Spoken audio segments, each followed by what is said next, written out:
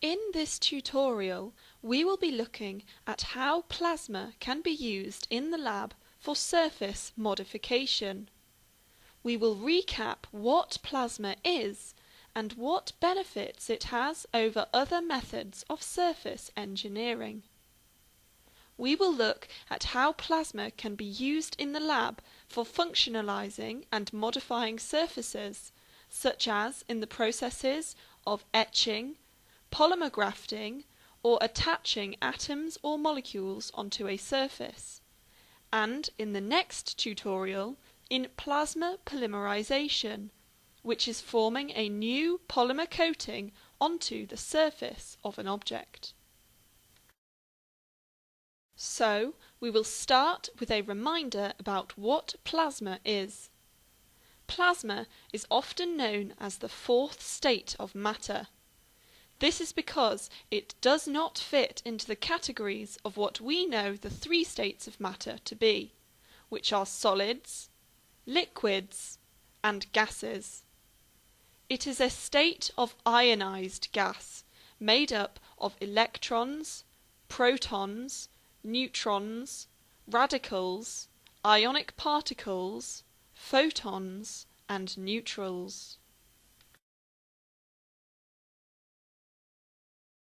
Plasma sounds unusual, but actually it makes up the majority of the universe, as the very high temperatures of the Sun and other stars means they are made up entirely of plasma.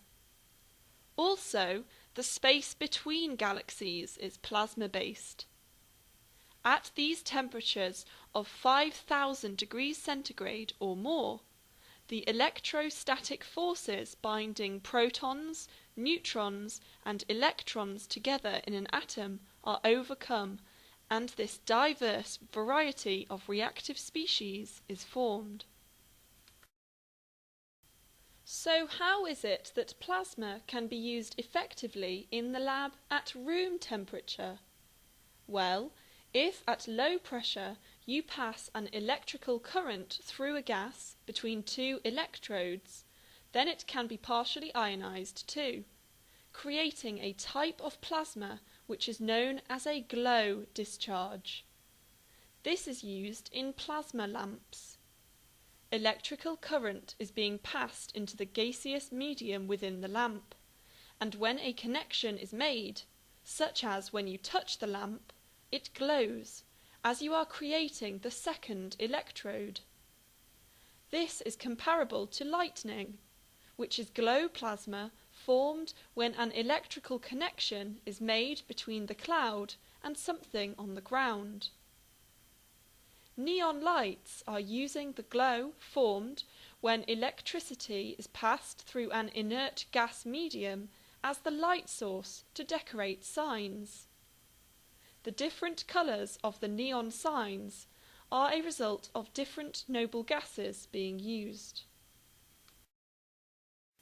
When a glow discharge is made in the lab, the free electrons in the plasma transfer energy via collisions to gas molecules, fragmenting them or forming chemically reactive species such as ions or radicals. These then collide with other gas molecules and make even more reactive particles. This is known as a cascade process. These reactive species are capable of making a series of plasma chemical reactions take place, and often these reactions would not have been able to take place in ambient conditions. So it is clear that plasma can be highly useful in technological applications. As a result, plasma can be used to modify surfaces, either by activating the surface for polymer grafting, by depositing atoms or molecules onto a surface, both of which come under the broad term of surface treatment, by surface etching, or by polymerizing a brand new polymer onto the surface of any object, resulting in a chemical coating which is so thin that it seems invisible. Using plasma is becoming such a popular method of surface functionalisation as a result of all the benefits it shows over other coatings possibilities.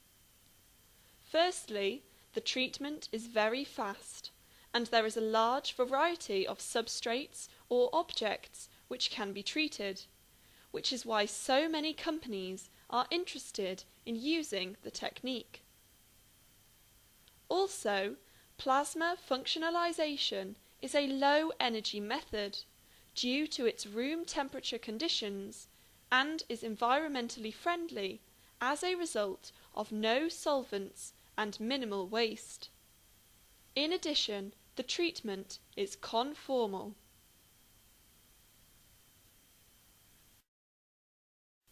Conformal means all the surfaces throughout the 3D object get coated.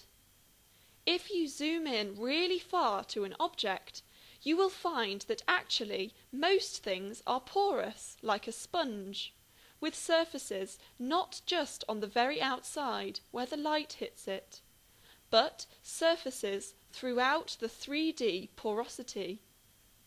Plasma is able to penetrate to these places and change their surface too. We will now look at plasma treatment. Plasma treatment, or functionalisation, in general involves the addition of chemical functionality onto a substrate, either using gases such as fluorine, nitrogen, oxygen, ammonia or argon, or by making free radicals on a surface such that the object can undergo grafting. We will start with the addition of gas molecules. A very sought-after type of functionalisation is the incorporation of fluorine atoms onto the surface of a polymer, because fluorinated polymer surfaces have a very low surface energy and are chemically inert. This can lead to interesting properties such as water repellency. This is normally very difficult to achieve using alternative methods due to the toxicity of fluorine gas or hydrogen fluoride, but also because often the polymer substrate will not be reactive towards fluorine.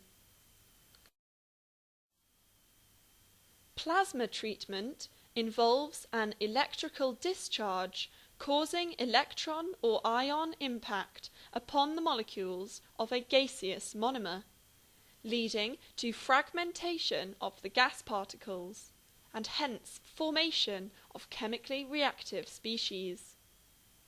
This is followed by what is thought to be hydrogen abstraction, or addition of the species across carbon-carbon double bonds, generating, in this case, carbon-fluorine bonds on the polymer backbone.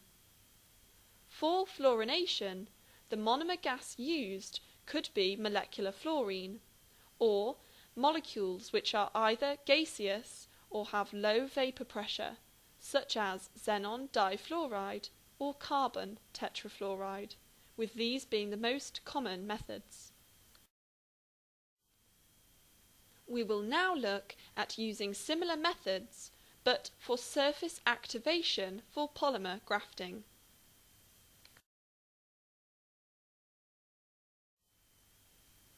As discussed in the How do you make a surface tutorial, to graft a polymer layer onto the surface of another, you need functional groups on the surface which the head group of the new polymer can react with. If we do not have functional groups on the surface, we can use plasma to initiate the grafting. The plasma forms free radicals along the polymer backbone created by homolytic bond fission of carbon-hydrogen bonds, which are reactive enough to attack the new polymer's head group to hence form a chemical bond. Often, scientists choose plasma-initiated grafting rather than plasma-induced polymerization for particular applications for molecules which are either difficult to polymerize in situ, such as complex biomacromolecules or proteins, or if the molecule to be attached does not have a low enough vapor pressure to exist in the gaseous form in experimental conditions. Instead, a gaseous initiator molecule will be grafted on which has sufficient functional groups to then couple with the graft polymer's head group in a second step. We will now look at plasma etching. Etching is the roughening of a surface by cutting into it.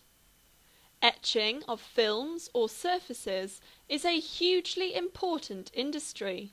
For example, etching silicon microchips in electronics, or etching conductive oxide layers in the production of TV screens and phone touchscreens. Previous methods used acid to etch patterns in the films. However, this has limitations. For example, its etching is isotropic, which means the trenches do not form straight walls. Plasma etching works by two mechanisms: ion bombardment at the surface, hence removing the material required to form trenches, and also the gas monomer present in the plasma reactor can react with the substrate molecules, forming volatile byproducts which are removed. This method is more environmentally friendly than acid etching, and produces deep, straight trenches for increased surface roughness, revolutionizing the microelectronics and electronic displays industries. In summary, we have looked at what a plasma is, where it is found, and how it can be made in the lab. Then we looked at two processes of plasma interactions with surfaces: etching or plasma treatment, which is functionalisation or activation for grafting. In the next tutorial, we will look at plasma polymerization, which is forming a new polymer coating on a surface which is so thin that it seems invisible.